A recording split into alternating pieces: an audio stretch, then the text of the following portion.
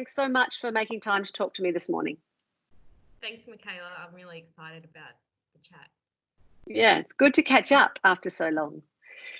So, Cherie, you've done a whole bunch of really interesting things. I still think of you as a young person. What you were talking about you writing a letter from your younger self, I was thinking, I still think of you as young and full of energy and ideas. You've worked for the Victorian State Government. You've worked for a range of different community service organisations, both in Australia, in child protection and with Aboriginal and Torres Strait Islander communities, but also internationally. And I'm curious to hear a bit more about that work and how some of that work has influenced you. But the other thing I noticed, and part of the reason I reached out to you, was you've just started doing a podcast as well. Do you want to tell us a little bit about what you've been doing? Yeah, so I guess first of all, I keep thinking I'm still young too.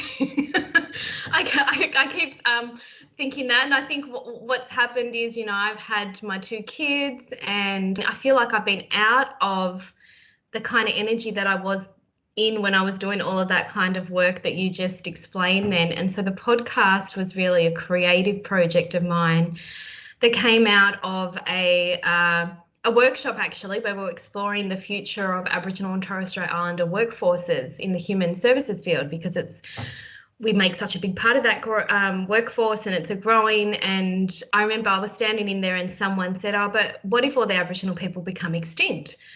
And as a scenario, and I can remember sitting there going, oh, this extinction narrative has been around my whole life. And I really wanted to create a podcast that showed how our culture always has had foresight embedded in it. And so I wanted to create a podcast that had a future lens to it, that gave voice to Indigenous visions of the future, but also other unheard voices around futures thinking and the way that we think about the future and understand time and the past and that kind of thing, to sort of challenge some of those narratives, like the extinction narrative, the ancient, that we're only belonging this ancient past kind of thing. But our adaptability is proven in terms of being one of the oldest living cultures in the world. So it's like, I'm going to do a podcast about that and ensure that kind of futures thinking is expressed. Yeah. So I don't know how to do podcasting. I've just done a podcast course. So it's all about new skills at the moment. I thought by 40 I would be, more of kind of consolidating and moving forward all my skills, but I feel like I'm just hitting sort of beginner mode again. I think that's one of the fantastic things about working with you, is that your energy is always learning and always thinking about things in an opening up way, rather than I know it all now and I'm the expert sharing it. So I'm sure the other thing I didn't mention was that you're currently teaching. I'm sure you're a fantastic teacher. And I'm curious, you've just talked a few times about futures thinking. Can you explain a bit about what futures thinking is and how you think it can be useful at this time of such incredible ambiguity and uncertainty? Yeah, I think futures thinking in times like we're currently in can be very difficult, because there's a lot of anxiety, there's narratives about the future that can dominate. So, for example, the end of the world narratives, or however people are making sense of what's happening now and what they think it means tomorrow.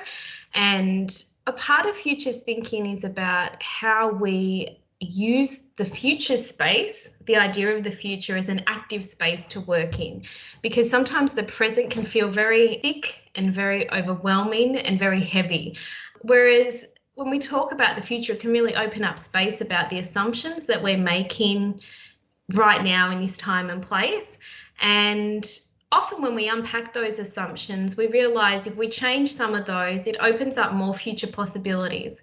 And the more alternative kind of imaginings that we can have about the future, whether it's around the future post-pandemic or bushfires with what's going on, the more kind of ideas we can generate, the more options we have, and the more sense of agency and empowered people we can have. Whereas when you've got kind of one dominant narrative that might be saying, that I can never say this word, is it apocalyptic? Is it I can't say it either. Well, you know that word. Yeah, when you've got that as a dominant narrative, or even the business as usual narrative, you know, and people can feel that, well, actually, it doesn't feel like business as usual anymore. And people are waiting for this. When things go back to normal, there's a new kind of normal. And so how do we actually get into a headspace where we can provide those safe spaces for people to imagine, to be able to deal with the uncertainty, bring the anxiety down around the uncertainty a little bit? So especially times like this, not everyone is in a position where they have the privilege to be able to reflect or be creative in times like this, because it's a real crisis time. So I feel like people that are in that position, to create space to be able to do that for yourself and to be able to listen and create that space for others by just listening to someone who might not be in a better situation than you, can really allow for some of the ideas to emerge. So for me, I'm really interested in science fiction at the moment. And I did some work at the Indigenous Comic-Con, which I think is the most beautiful space that's been created by Keenan Muir, because it's a real imaginative play space. And I feel like for a lot of Indigenous people, a lot of the sort of things that get set up around consultations and things like that, they're always about the problems and the issues and how to solve them. Whereas I feel like this space he's created is just this really beautiful, imaginative, expressive play space. And for me, it was a really healing space to be there. And one of the futures games we played there was to deal out different elements of the future to attendees who came along. And attendees were from more different backgrounds. And I would deal them out a different element of a future. So I said, okay, the mood of your future is going to be anxious, or it's going to be respectful, or it's going to be whatever the mood may be. And then in your future, you're going to have this object and this sort of terrain. So there's going to be a lot of water in your future, or a lot of women, or whatever the terrain might be. Then they could create an image. So they would create an image about that future, or a story about a legend from that future. And it was really beautiful, because I can remember one 12-year-old girl was there and she kept saying, deal me another future, you know. So I'd deal her another future, she'll do another image.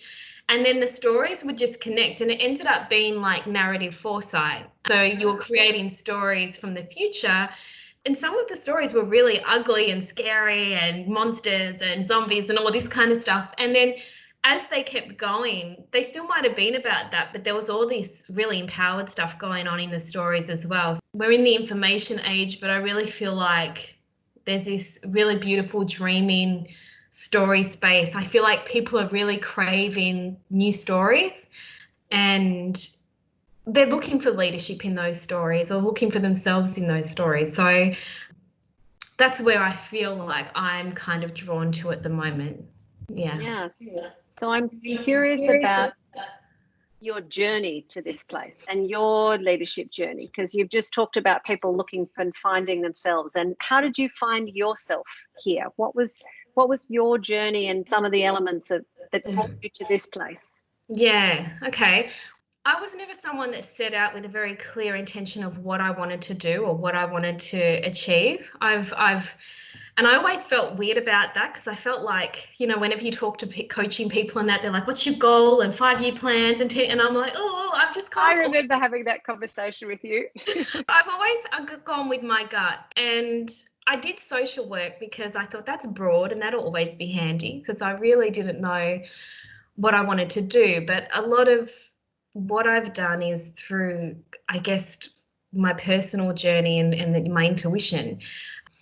And so at times felt very lost in my journey, to be honest, but had led me to very complex and a lot of movement across sectors, you know, and I always wondered if that was the wrong thing in a way, or not the right way to do things. But when I look back at even just my whole life, it was always full of movement. It had a lot of, you know, cultural diversity in terms of a Yorta Yorta woman. My mum's Yorta Yorta, but I was raised by a Torres Strait Islander father in my early years, and we moved a lot. And so that movement and constantly being exposed to different perspectives really shaped how I work, because I was constantly felt like I was in this sort of listening space of watching multiple and building multiple perspectives.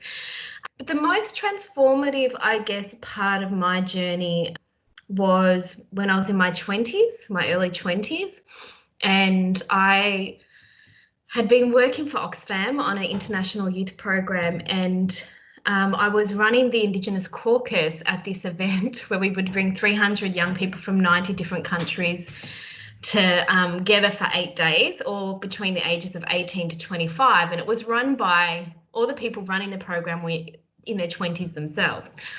And so I remember at the Indigenous caucus, it was just a space where anyone who I'd self-identified could come to. And I had both the Israeli and Palestinians show up, and they said, they're not the Indigenous one, I am. And the other one's going, you're not Indigenous, choose who should stay and who should go. And I remember just standing there going, ugh, and looking over at the fellow that was with me, who was helping me out in the space, and he just looked at me and he goes, you come have a yarn with me, he said to the Israeli guy, and the Palestinian, there was 3 young Palestinian people there, and they were like, people take us out of our countries and they think we're going to just talk about the issues and then we go back right into them and, you know, blah, blah, blah. And no one comes and sees our reality. And I was like, I'll come. And I can remember saying, I'll come, thinking, did I just say I'm coming there? And I just remember when I said it, it was like I didn't say it. I knew I was going to go there.